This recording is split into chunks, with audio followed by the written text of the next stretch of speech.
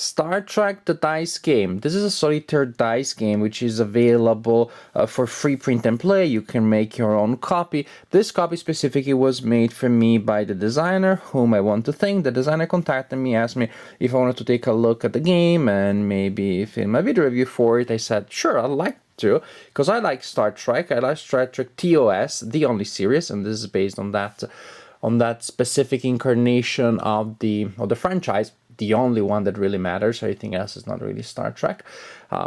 So I thought, yeah, that does look like an interesting game, but it seemed pretty burdensome to make. It clearly required some time to craft all of the components. It comes with several decks of cards. I didn't have the time to do so, so the designer kindly enough made a copy for me. And again, thank you for doing that. So this way then I could play the game, and now I'm going to tell you about it a little bit. So this is a solitaire dice game where you control the Enterprise on a 5-year mission. At the beginning of the game, you need to choose the level of difficulty of the mission. These cards will indicate difficulty from easy, medium, hard, and Kobayashi Maru. Let's say that we're gonna have a medium. As you can see, there are 5 years with different requirements, and the requirements become tougher. The rules and exceptions become tougher depending on the level of difficulty.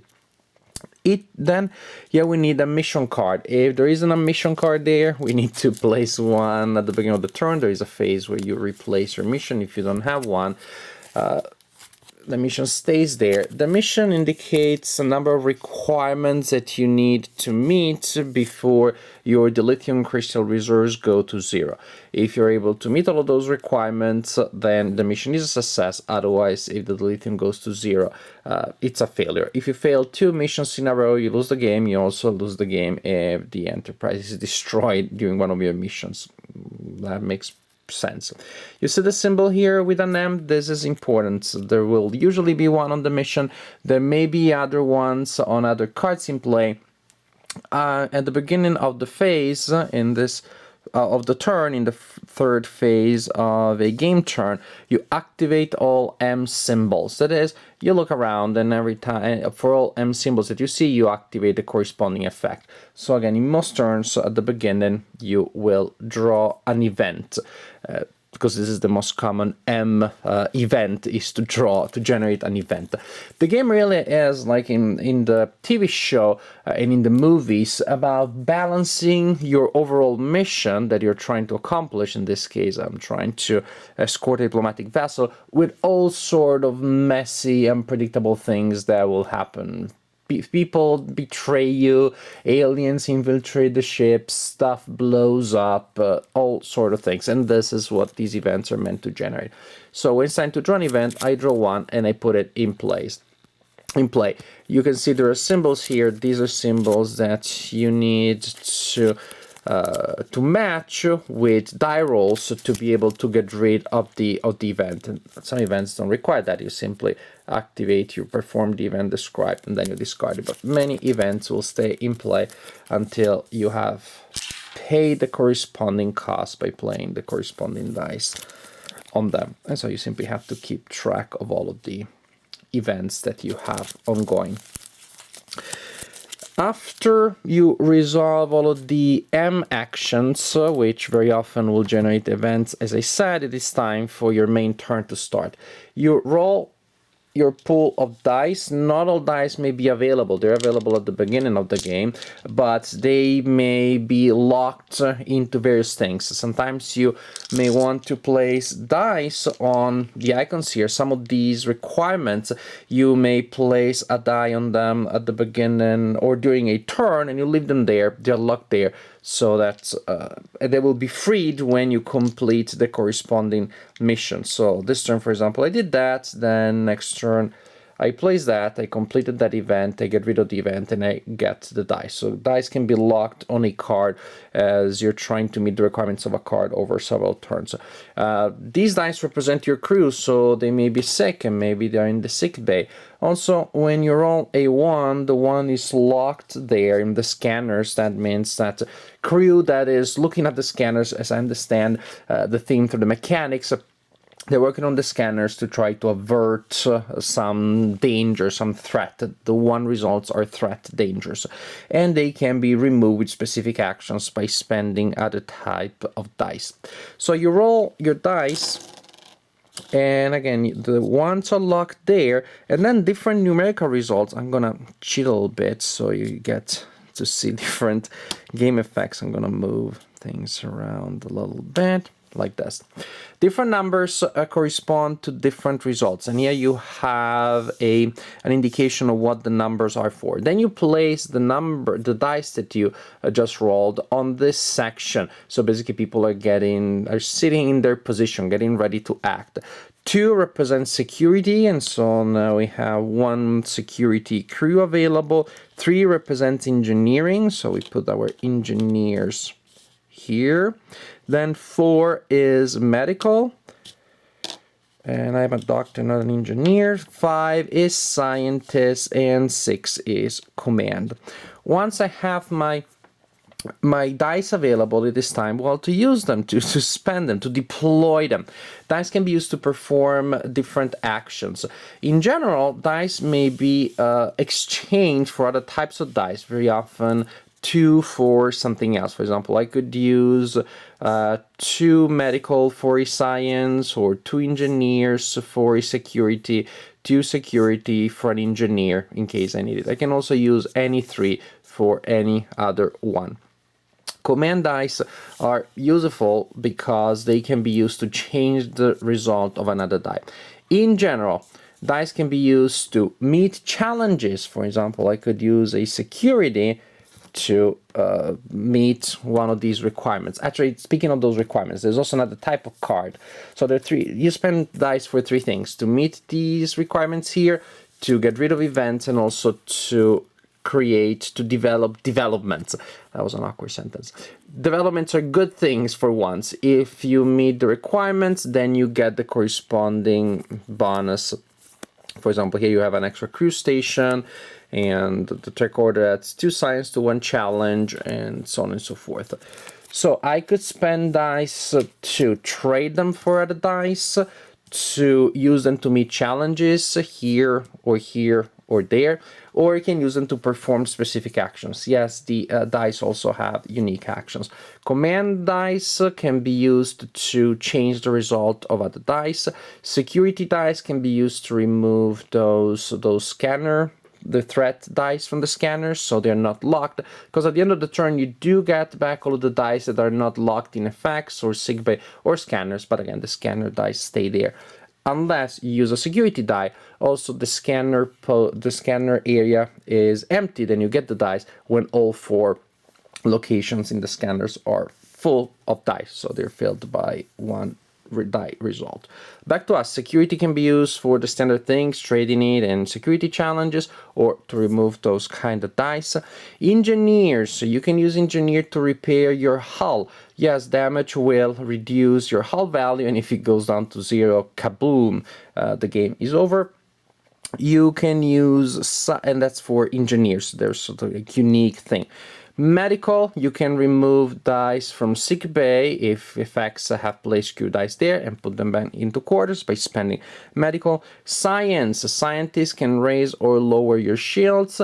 If your shields are up and you take damage from an enemy vessel, for example, then it can be absorbed by the shield instead of going on the hull directly. And then we have command, and we already talked about the special thing that command does, which is to change the result of other dice.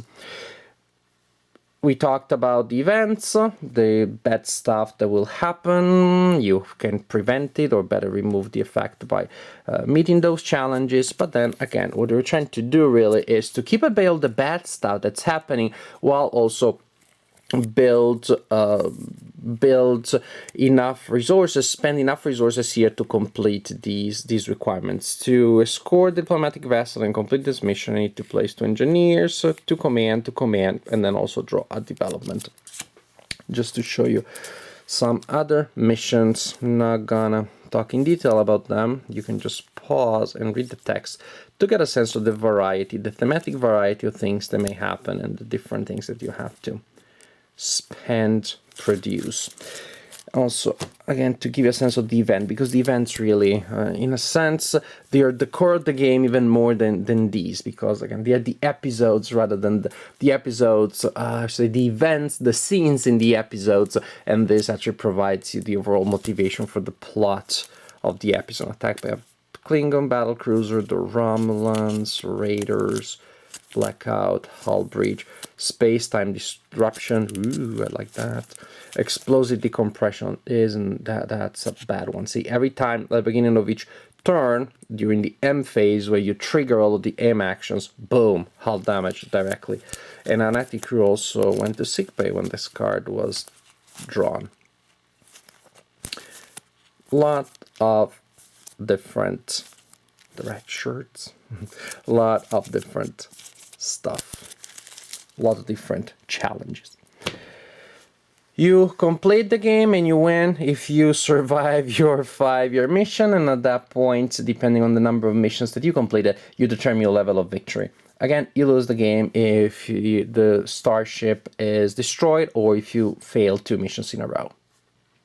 When it comes to dice games, so many of them really look kind of like similar to one another. It's hard to find to come up with dice games that feel kind of like different from average. And there is a system that has been using so many dice games in the last couple of years, of course, which is roll the dice, re-roll, push your luck, deciding which dice you keep and which dice you re-roll. Some dice you can't re-roll, and you see what you get at the end and you spend those resources. This game does feel different. This game is based on different ideas, which is not so much about re-rolls, but about giving you options about how to spend them. Yeah, exactly. There are the games like King of Tokyo, for example, where the options are about re-rolling, but once your dice are there are many things that you can do. Yes, in King of Tokyo, in King of New York, you can buy different power cards, but stomps, you're going to use them always in the same way. Here, you don't get to reroll, but you do get a lot of options about where to place, so that the decision level, the levels of decision of the game are ingrained in that second aspect of the game. Where am I going to use my people? And that also feels very thematic, so it really matches with the underlying idea of the design, which is to give you a Star Trek kind of experience through what overall is a very abstract system. So you're going to have a lot of places where you want to send your dice, unless of course you don't, meaning that your dice are locked in this or that thing, but that is part of the challenge. When you have dice that you can send to places, then you have to balance immediate objectives, getting rid of the darn event, midterm objectives. Ooh, that development really looks good. I wish that I could. I just hope I'm not going to lose the game because I'm committed to that development. And longer terms objectives, which is the mission. You really need to get that too.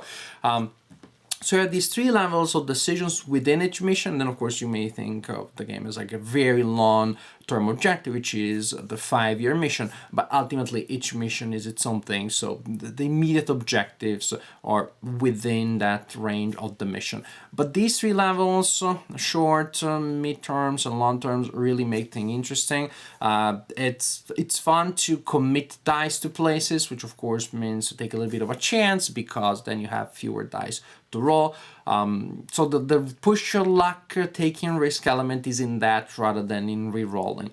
But definitely mechanically the game is fun and engaging because of these elements here. So if we're just talking about the ludological element, it's a solid engine, it's a strong engine because it offers you choices, it offers you dilemmas.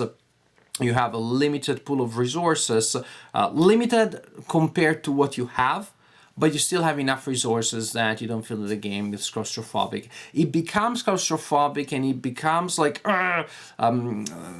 becomes scarce in choices later, but as a consequence of game effects, as a consequence of bad stuff that happens to you. So it's not that the game doesn't let you do stuff. The game lets you do a lot of stuff until things start going south, and all of a sudden you find yourself almost drowning with all of these effects that you need to take care of and fewer resources. So yes, there are phases of the game where you cannot do much, but they feel right. They're part of the excitement, they're part of the challenge, because there are ways for you to counteract. There are ways for you at least to attempt to counteract that and go back to having a lot of crew dice available and a lot of resources. So the engine is definitely a strong one. thematically, oh, this is where the game really shines, and miraculously, I think, because it's really hard to capture the spirit of the original Star Trek, or the only Star Trek, with an abstract engine such as here. It's much easier when you have miniatures and cards with a lot of art and a very thematic board, like you have in other games. Here you have dice, and yet dice represent people that are sent in different parts of the ship or on different planets doing stuff, and yet it works. The text on the cards is enough to really be evocative, especially if you're a fan of the TV show. It's evocative enough, and again, the connection between the simple mechanics. Oh, this die is a 2, is a security. Yes, I need to send the security guard to do that thing. Oh, we'll take care of that danger. Somehow the combination of the abstract symbols that represent different types of people on the Enterprise and the very simple evocative text, at least for me, was enough to create scenes in my mind, to create images, to create sequences that seem to come directly from specific episodes, or they simply came from the overall lore of Star Trek. Again, there are games that probably make it easier for you, the player, to immerse yourself in the world of the story. Here, you may have to bring some of the images, some of the sequences from home and add them to the design, kind of like add images and stir, and then you have a virtual immersion experience. But it works. If you're interested in Star Trek, if you're interested in playing a dice game about Star Trek, probably you do have that library of images and ideas and scenes and situations in your mind. Then the simple elements of the design should be enough to trigger those images in your mind and create the sense of immersion. But again, this is possible, not enough to take any card and write down decompression or explosion or teleportation or scanner malfunction to create a Star Trek experience.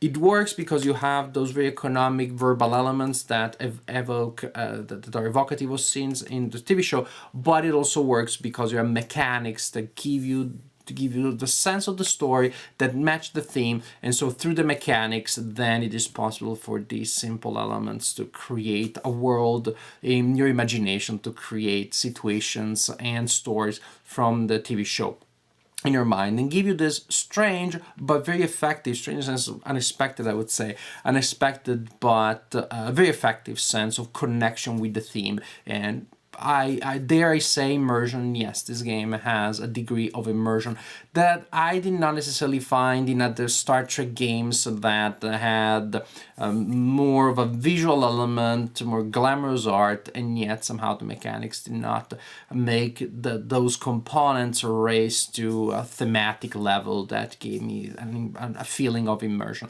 This game is fairly immersion, actually speed immersion, especially if you consider how abstract it looks and how abstract the dice mechanic is. It works well. It is thematic and yet interesting as a game design. Also, it doesn't cost anything. There's gonna be a little bit of work for you to put together a copy, but I think it's definitely worth the time to put together a copy. Star Trek: The Dice Game is a fun, very accessible and very engaging solitaire game to play when no one is around. You can also play cooperatively, of course, with a bunch of friends deciding what to do. Heck, maybe you could even decide to assign certain types of crew to one person. That person is the one that controls science and medics. The other person controls, I don't know, engineers and security guards, and then you have the commander. You could even play it cooperative, like you can play many solitaire games in a cooperative form, and probably actually would even match the theme better. It would even give you the sense of tension that you have in the original TV show among different people. Star Trek: The Dice Game, fun print and play game. Give it a try because really it is worth the time and effort to put together a copy. Not that I did that, but I think if I had, I wouldn't regret the time I'd spent. Worth the time and effort to put together a copy, learn the game, and play because it's really a fun game.